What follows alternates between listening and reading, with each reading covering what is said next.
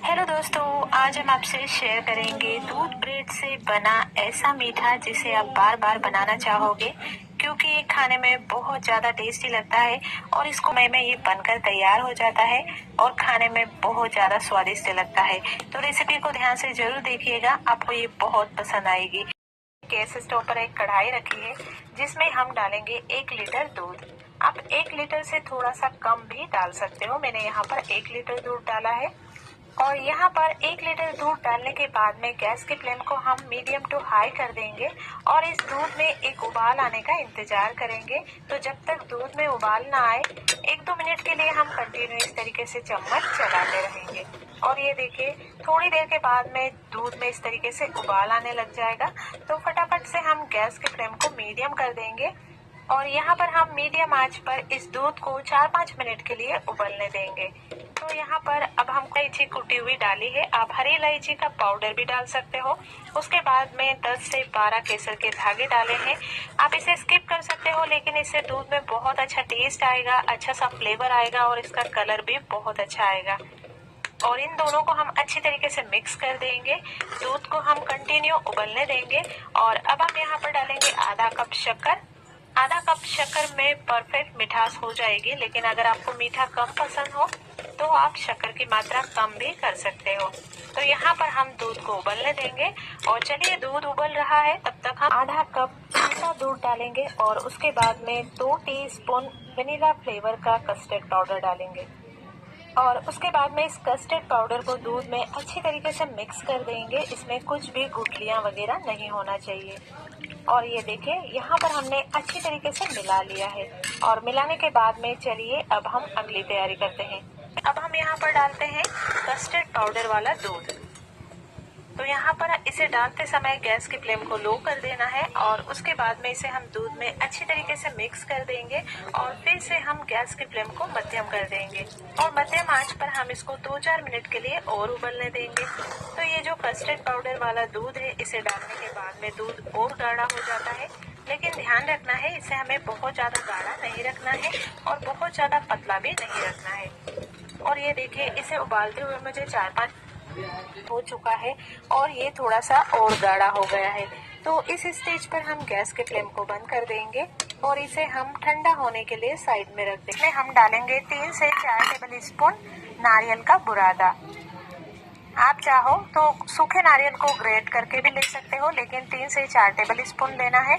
उसके बाद में 2 टेबल स्पून हम यहाँ पर मिल्क पाउडर लेंगे और यहाँ पर 2 टेबल स्पून मिल्क पाउडर डालने के बाद में मैंने यहाँ पर 5 से 6 बारीक कटा हुआ बादाम लिया है, 5 से 6 बारीक कटा हुआ काजू लिया है और उसके बाद में 1 टेबल स्पून पिसी हुई शक्कर डालेंगे। अब हम यहाँ पर डालेंगे 2 से 3 टेबल स्पून मलाई डालेंगे। फ्रेश मलाई डालना है, अगर आप मलाई नहीं डालना चाहते हो तो दूध का इस्तेमाल कर लेना।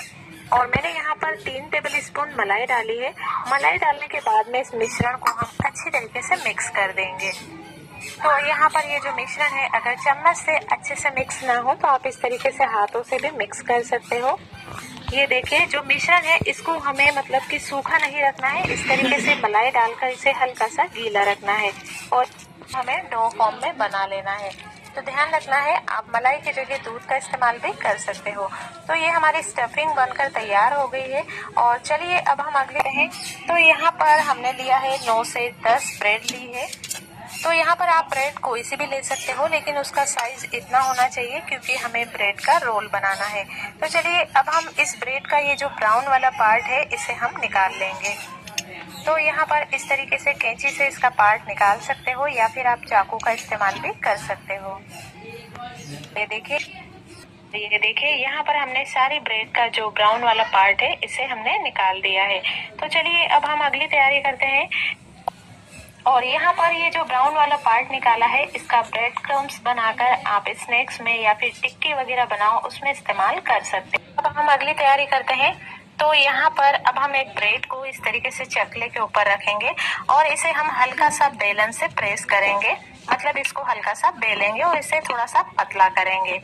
ये देखिए, इस तरीके से ब्रेड को आप थोड़ा सा पतला कर देना। उसके बाद में जो हमने स्टफिंग बनाई थी इस तरीके से हम रख देंगे। थोड़ी सी इसे लंबी हमने स्टफिंग बनाई थी, इस तरीके से हम रख देंगे। थोड़ी सी इसे लंबी रखना है क्योंकि हमें इसका रोल बनाना है। और ये देखिए इस तरीके से आपको थोड़ा सा पानी लगाना है। आप हाथों से लगा सकते हो या फिर इस तरीके से चम्मच से लगा सकते हो और उसके बाद में इसे फोल्ड करके रोल बना देना है। और यहाँ पर इस रोल को हल्का सा कॉर्नर पे पानी लगाकर अच्छे तरीके से चिपका देना है। और ये देखिए इस तरीके से सारी ब्रेड के रोल बना लेना है उसमें, ताकि ये खाने में बहुत टेस्टी लगे। मैंने सारी ब्रेड के रोल बना लिए हैं। तो चलिए अब हम अगली तैयारी में एक पैन रखा है जिसमें हम डालेंगे 3 से 4 टेबल स्पून घी, या फिर आप ऑयल का इस्तेमाल भी कर सकते हो, लेकिन घी में आप इसको हल्का हल्का सा फ्राई करोगे, ये खाने में बहुत टेस्टी लगेंगे। यहाँ पर हमने गैस की फ्लेम को मध्यम कर रखा है और अब हम यहाँ पर रोल रख देंगे जितने भी पैन में रोल आ सके, और फटाफट से हम इसको पलटाएंगे क्योंकि ये फटाफट से ब्राउन होने लग जाता है। यहाँ पर मध्यम करना है और ये देखिए पलटाएंगे क्योंकि ये फटाफट से ब्राउन होने लग जाता है। तो आंच को हमें यहाँ पर मध्यम करना है और ये देखिए इस तरीके से हल्का सा गोल्डन ब्राउन कलर आ जाए तो इन्हें पलटा देना है और दूसरी तरफ भी इसी तरीके से फ्राई कर लेना है। ये देखिए यहाँ पर हमने रोल को दोनों तरफ अच्छे तरीके से फ्राई कर लिया है। तो चलिए इसे हम बाहर निकाल लेते हैं। यहाँ पर सारे रोल को हमने अच्छे से फ्राई कर लिया है और ये बहुत ही क्रिस्पी बने हैं। तो इस तरीके से फ्राई कर लेना है। चलिए अब हम लास्ट तैयारी करते हैं। तो लास्ट में हमें एक सर्विंग बॉल लेना है, या फिर आप जिसमें भी आप इसको सेट करना चाहते हैं वो बॉल ले लीजिए। पहले आप थोड़े से रोल डालना, मतलब 4-5 रोल रखना। उसके बाद में हमने जो दूध की रबड़ी बनाई है उसे डाल देना और इस तरीके से दूध डालते जाना और रोल को एक के बाद एक ऊपर रखते जाना। और इस तरीके से सारे रोल को अच्छी तरीके से सर्विंग बॉल में सेट कर लेना है। ऊपर से हम गार्निशिंग के लिए थोड़ा सा ड्राई फ्रूट डालेंगे और ठंडा होने के बाद ही सर्व कीजिएगा, बहुत टेस्टी लगेगा। रेसिपी अच्छी लगी हो तो उसे लाइक कीजिए, शेयर कीजिए और चैनल को सब्सक्राइब करना बिल्कुल मत भूलिएगा।